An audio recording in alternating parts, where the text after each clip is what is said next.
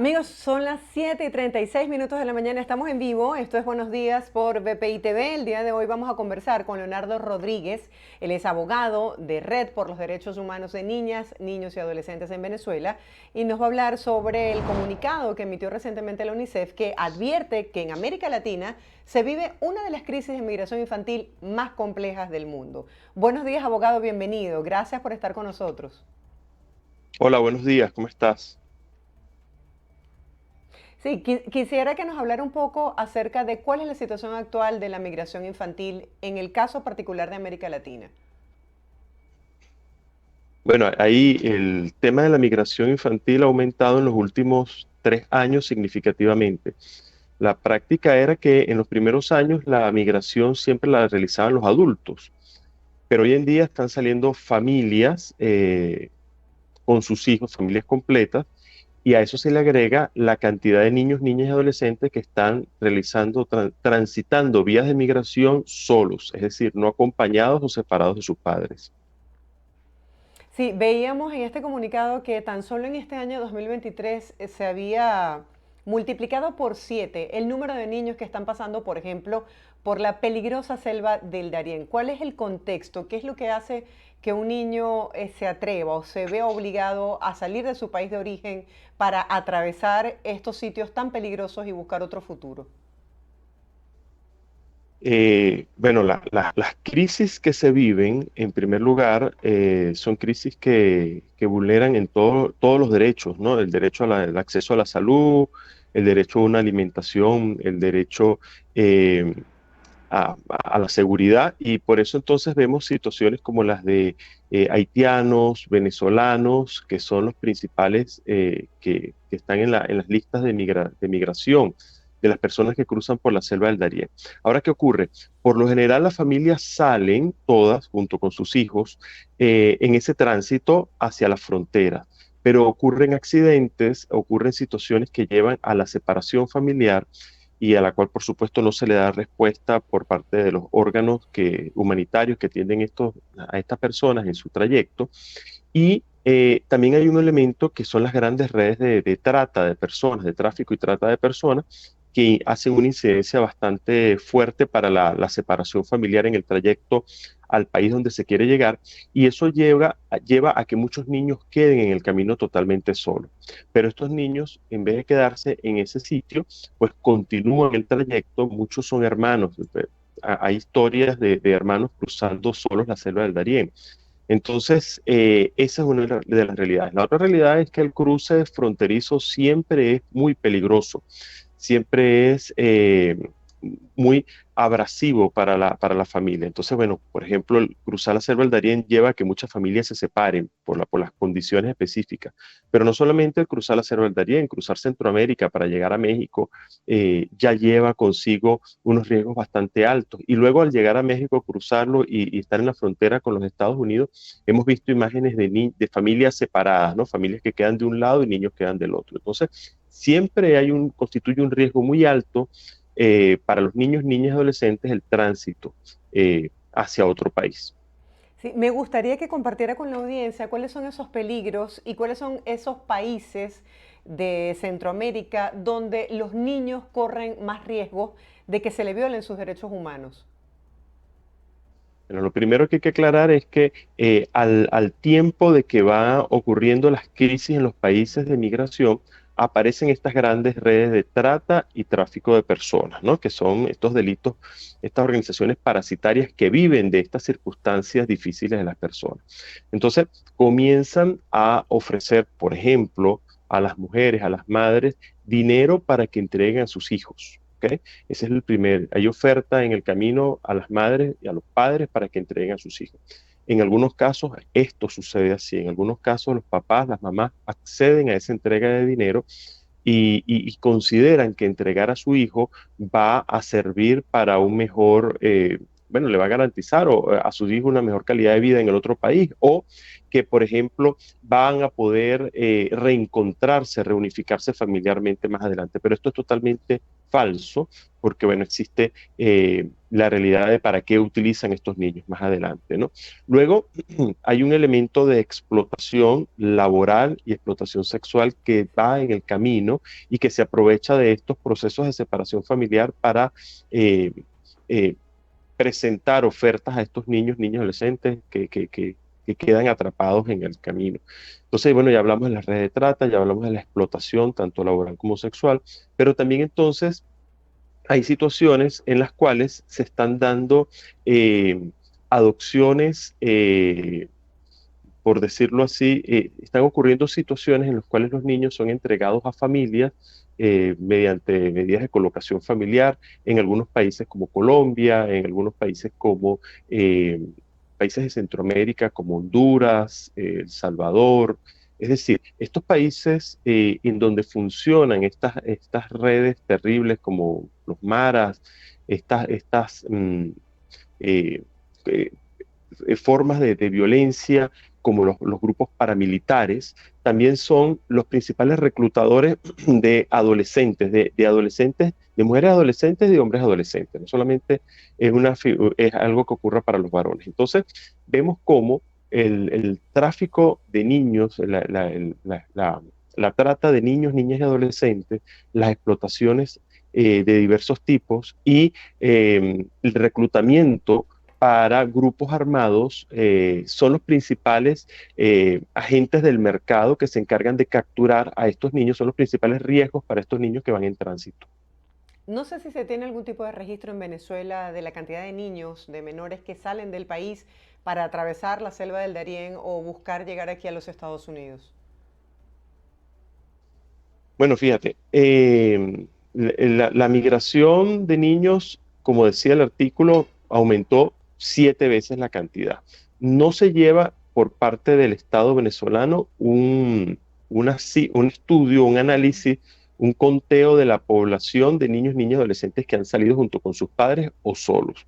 Y creo que la Organización Internacional para la Migración, la OIM, ahora es que va a comenzar a desagregar datos de niños, niñas y adolescentes. Es decir, hasta el año pasado, hasta el semestre del año 2023, estas organizaciones como la OIM no estaban contabilizando las condiciones de salida de los niños, niñas y adolescentes. Es decir, contabilizaban los adultos, contabilizaban los niños que iban con ese grupo familiar, pero no estaban contabilizando niños que salen solos, que atraviesan solos la frontera, o si están siendo acompañados por un adulto que no es su familia, es decir, estamos hablando de un traficante.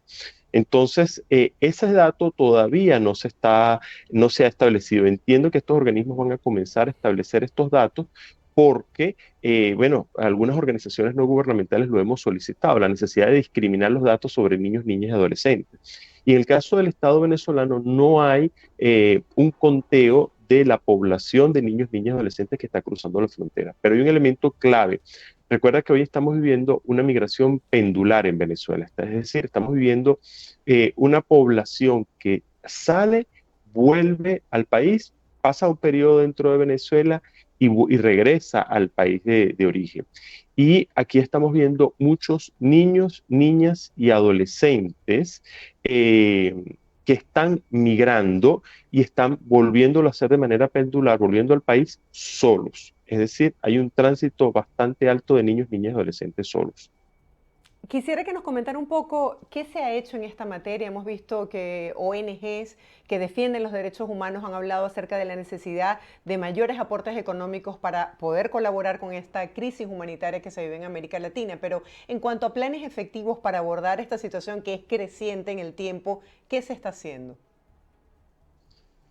Bueno, eso es clave, porque el tema de los recursos es fundamental, pero también es cómo destinas estos recursos, a qué destinas estos recursos. Entonces, en primer lugar, no se observa un plan regional para la atención de los niños, niñas y adolescentes migrantes. Es decir, estos países que son receptores, como Colombia, como Brasil, como Perú, Ecuador, Centroamérica, que está recibiendo toda esta caravana de migrantes, y los mismos Estados Unidos tienen que crear un plan regional para la atención a la niñez migrante, de manera tal que las acciones que se tomen sean conjuntas, pero además de ser conjuntas, sean efectivas. Y luego, en Venezuela, pues tenemos una realidad distinta. Realmente habría que ganar el, habría que hacer mucha abogacía para que el gobierno nacional realice un plan nacional para la protección de la niñez migrante. En Venezuela la situación es mucho más compleja porque están los niños, niñas y adolescentes que migran, o sea, que están saliendo del país, los niños, niñas y adolescentes que están retornando al país, y como te dije, se está generando una migración pendular, y los niños, niñas y adolescentes que han quedado solos o no acompañados acá en el país.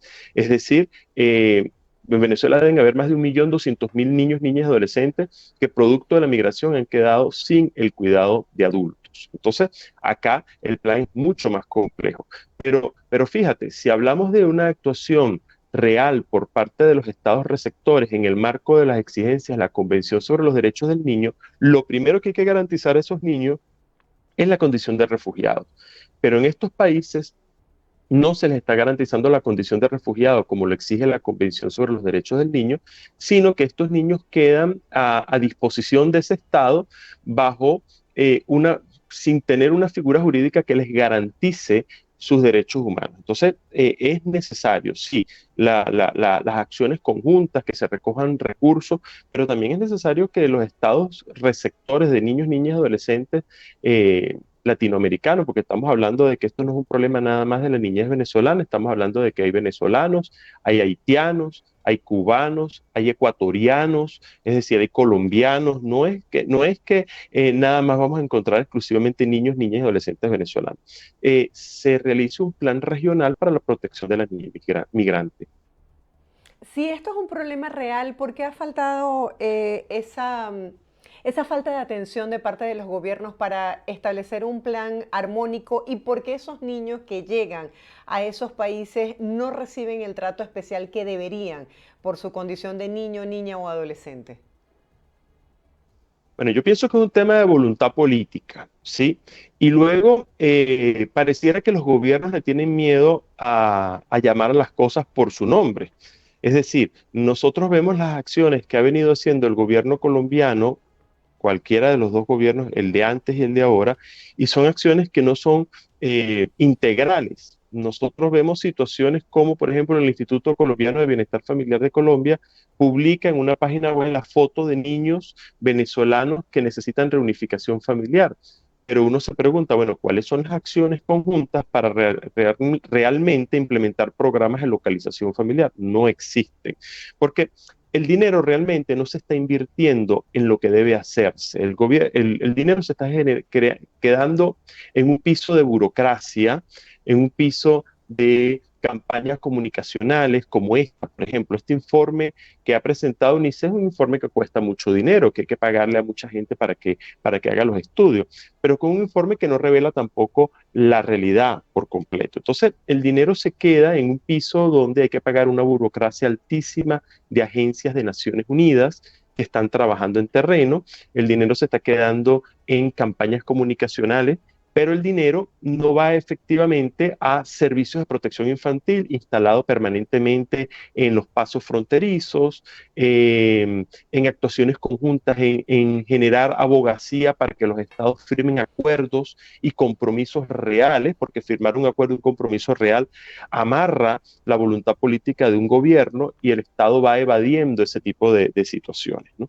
Sí, sabemos que cada país tiene leyes distintas, pero por ejemplo, ¿qué pasa con estos 17 niños que fueron encontrados en México, en Veracruz, en un tráiler, y muchos de ellos estaban en estado de deshidratación? Una vez que son encontrados por las autoridades, ¿qué pasa con ellos? ¿Qué derechos tienen?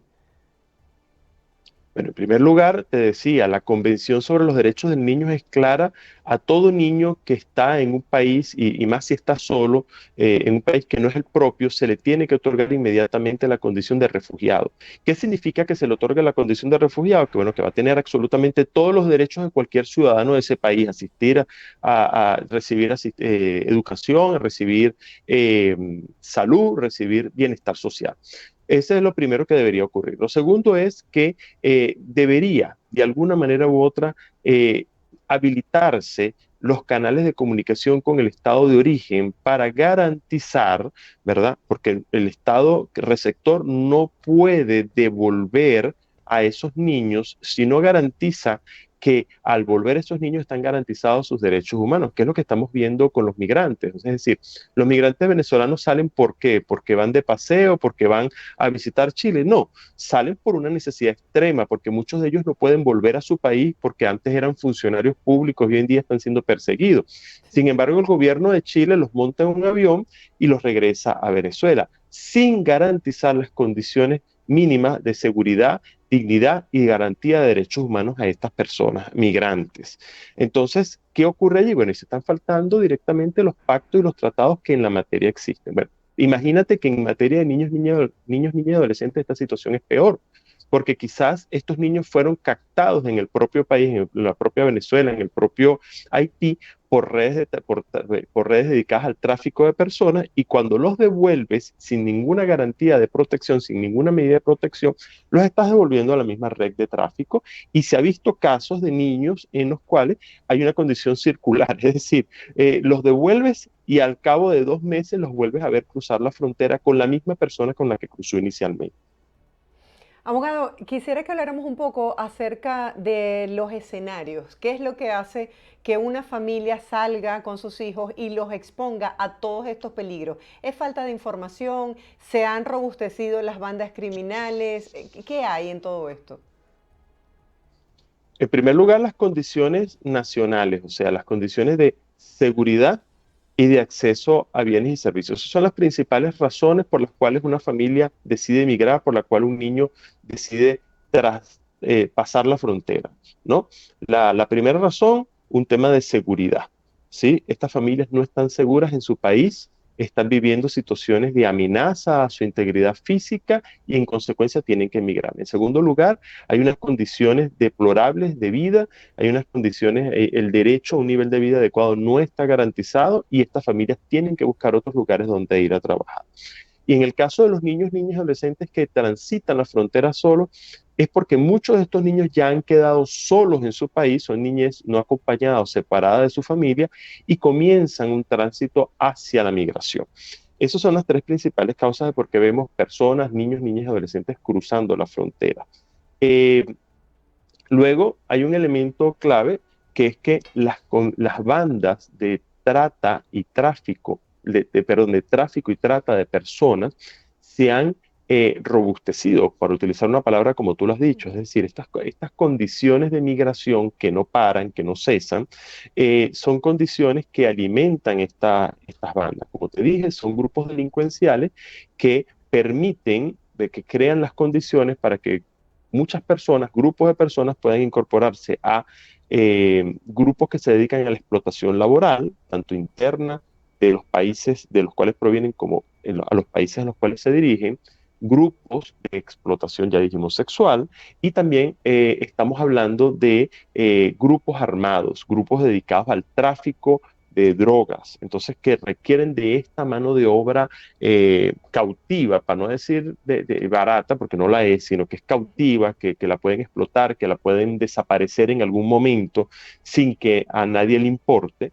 Entonces, la gravedad del asunto es que hoy en día migrar para el 70% de los niños, para el 70% de las personas, que son las que lo tienen que hacer por vía terrestre, porque no lo pueden hacer vía aérea, constituye un riesgo para su seguridad. Gracias por estar con nosotros, por su tiempo y sobre todo por compartir esta información valiosa con nuestra audiencia. Feliz día. Gracias a ustedes.